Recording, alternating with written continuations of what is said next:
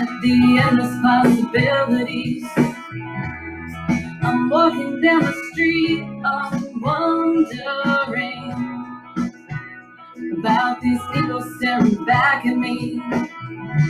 Am I what they want to see? Tell me, are we who we want to be? What life is this? What path is this that brought us here? Whose voice is this? 'Cause we can make this something beautiful.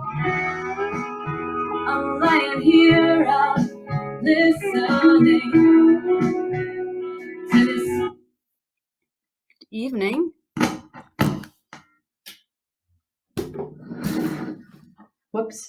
Good evening.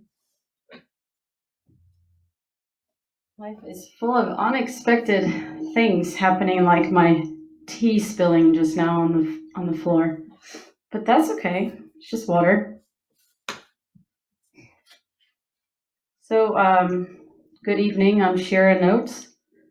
I am an emerging music artist and, I guess, healer, writer, and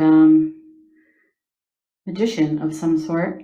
I'm based in San Diego, and it's just been such an important time for people to be coming together and learning about truth, and also finding their own inner truth. And so I have a few things planned tonight. I'm going to do something I've never done. I'm going to read from a book, maybe 2 books, depending on how it goes. So I'm going to begin by just saying that, life is often deceiving. A lot of times we live in a reality where things seem a certain way on the surface, but when we dig deeper, we find that there are very, very different things going on under the surface of life, and such is the case in our government. As you know, we're in a very chaotic time right now, and we're all sort of living day by day, hoping for things to get better the next day. And part of this whole process is going to be accepting new truths and inviting a new reality that's happier and healthier. And it's going to involve a lot of healing for every individual on the planet, and a lot of acceptance of things that happened in our history that might not be so nice when we find out what really happened. So I'll just end this by saying that truth is often hard to swallow, but once we're given enough time to digest it, we definitely feel better afterwards. So the book I'm going to read from tonight is about Donald Trump, our current president. And this is a book called Killing the Deep State. So I know you've heard the term deep state. You've probably seen it on the news. So as I said, it's important that we talk about truth right now. Our president is said that he will be revealing certain true news stories, not fake news stories, to us in the imminent future. So it's best that we're prepared for what's coming. So I'm just going to read the introduction to this book. And so here we go. Again, my name is Shira Notes. I'm an emerging music artist and a writer here in San Diego. On July 26, 2017, under a search warrant obtained by Special Prosecutor Robert Mueller, the FBI conducted a pre-dawn raid on the Alexandria, Virginia home of former Trump campaign aide Paul Manafort.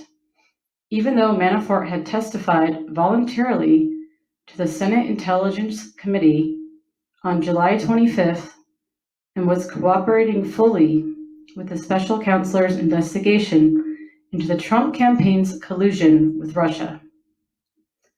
At Mueller's instruction, the FBI picked the lock of Manafort's front door and burst into his home while he and his wife were sleeping. Sounds nice. This is fun. We're reading a true story. This raid smacked of government sorry if I can't say these words, prosecutorial impropriety, with Mueller using police state strong-arm tactics to intimidate a target of the investigation. Mueller's intended result was to strike terror not only into the hearts of Manafort and his family, but also into the minds and hearts of any Washington operatives still supporting President Donald J. Trump. Given that Manafort was cooperating with Mueller's investigation, it is likely that the pre-dawn raid yielded documentary evidence that Manafort would have handed over willingly had the Department of Justice bothered to ask. What the Gestapo-like break-in signals is that Mueller, as special counselor, has joined forces with the Democratic Party, the mainstream media, and deep state intelligence agency operatives who are out to destroy the Trump administration. So if you've just joined me, we're reading from Killing the Deep State, The Fight to Save President Trump. In the eyes of the deep state, Trump dared to suggest during the campaign that the United States could negotiate successfully with Russia and China to combat terrorism, reduce the chance of nuclear war, and negotiate international trade deals that would be fair to the United States. Among Trump's first acts in office was to cancel President Obama's Trans-Pacific Partnership and to pull out of the Obama-negotiated United Nations Paris Climate Accord, two moves certain to threaten international globalists and their central bank financiers.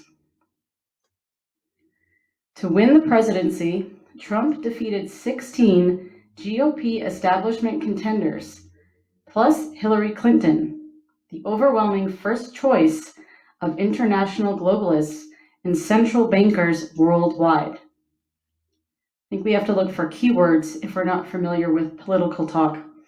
So keywords here would be international globalists and central bankers.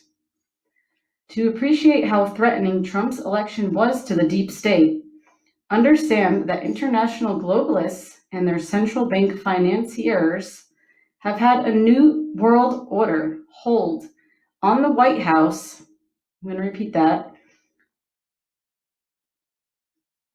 Understand that international globalists and their central bank financiers have had a new world order hold on the White House since Ronald Reagan left office, through 4 administrations, including the presidencies of George H.W. Bush, Bill Clinton, George W. Bush, and Barack Obama.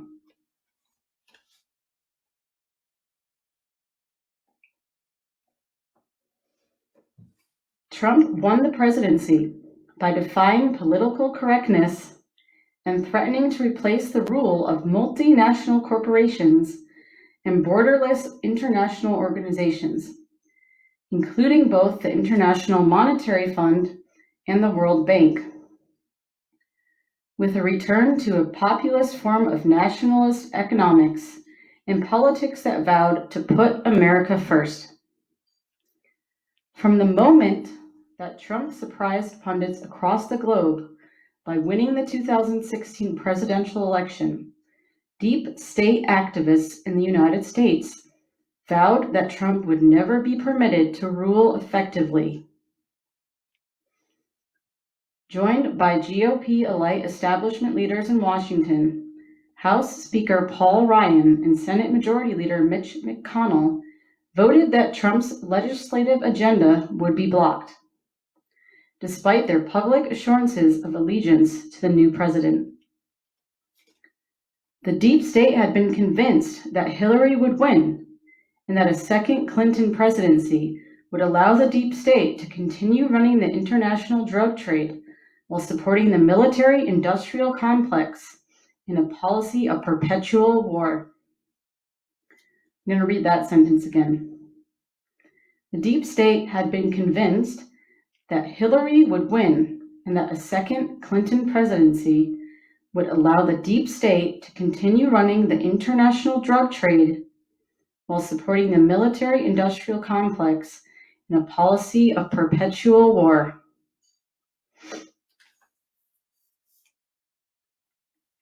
So a lot of this might be difficult to understand right now. This is my first time picking this book up, but I know this is extremely important to discuss right now.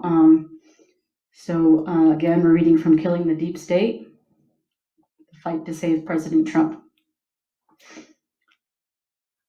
So let's see where we are here. With Hillary prepared to confront both Russia and China as enemies, the deep state felt reassured that central bankers worldwide would continue to fund U.S. military adventures around the globe. Moreover, with Hillary as president, the deep state could be confident that 2009-like government bailouts would be readily available to keep from exploding the multi-trillion-dollar fiat, I think it's called fiat, currency debt bubble that imperils the global economy. With Hillary in the White House, central bankers were confident they could print as much fiat currency as was needed to continue funding perpetual military conflicts without worrying about the doubling of the U.S. national debt experienced during Obama's 8-year office. Multinational corporations could anticipate the expansion of international trade deals without being concerned that Russia and China's competitive advantages would undercut the U.S. by providing readily available cheap labor to the government-subsidized commercial operations. Globalists look forward to continued open borders and a massive influx of Middle Eastern refugees as the U.S. rushed to the finish line of ending U.S. national sovereignty once and for all. The risk the deep state faced if Trump actually succeeded in winning the election was the exposure of 4 traitorous U.S. presidencies. George H.W. Bush, along with Bill Clinton, George W. Bush, and Barack Obama, engineered such criminal travesties as the invasion of Iraq, a fast and furious gun running to Mexican drug cartels, more illegal gun running to Libya and Syria, as well as plan to support the Muslim Brotherhood, penetration of the top levels of the U.S. national security apparatus, including the White House, the National Security Council, and numerous intelligence agencies, including the CIA. If Hillary had won, she would have completed the Obama administration's dictatorial decision to weaponize the federal bureaucracy. The losers would be patriots, clinging to their Bibles and their guns, dumb enough to believe even today in the U.S. Constitution and the freedoms our founding fathers bequeathed to all subsequent generations of Americans. With the willing complicity of globalists, central bankers, intelligence operatives, and military leaders around the world, Hillary planned to perpetuate the Clinton Foundation for decades to come as a vast criminal enterprise designed to enrich Bill, Hillary, Chelsea, and their descendants into perpetuity.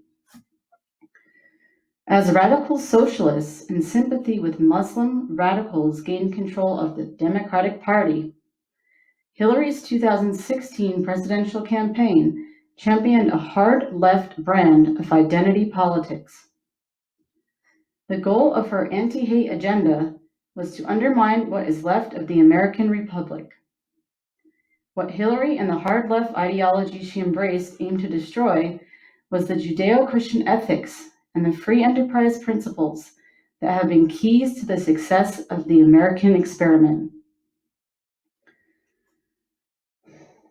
What is at stake today is not just the presidency of Donald J. Trump, but the very survival of the United States of America, that allows the Constitution and our fundamental freedoms to continue for future generations. To kill the deep state, Donald J. Trump must defeat Robert Mueller's plan to remove him from office one way or the other, either by impeachment or by declaring him mentally unfit under the terms of the 25th Amendment. Just going to tell you what year this was written in.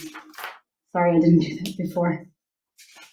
So this is a book by Jerome Corsi, PhD, and it was published in 2018. So that's why they had already predicted an impeachment. So, where are we? To save his presidency, Trump must expose a host of criminally cunning deep state political operatives as enemies to the Constitution, including John Brennan, Eric Holder, Loretta Lynch, James Comey, and Robert Mueller, as well as Barack Obama and Hillary Clinton. The NSA spying on the American people must end now. The CIA must finally be broken up into 1,000 pieces, as John F. Kennedy swore in a promise that cost him his life. Trump must not delay in draining the swamp at the FBI, the Department of Justice, and the IRS, in addition to the CIA. President Trump must end the deep state's control of the international drug trade, even if doing so requires legalizing a wide range of drugs that can be controlled as we control alcohol today. Now, isn't that interesting? I was never a fan of marijuana, but there's always a reason for something that we just don't understand yet. Under the past 4 presidencies, the United States has been the leading nation competing in the international arms trade.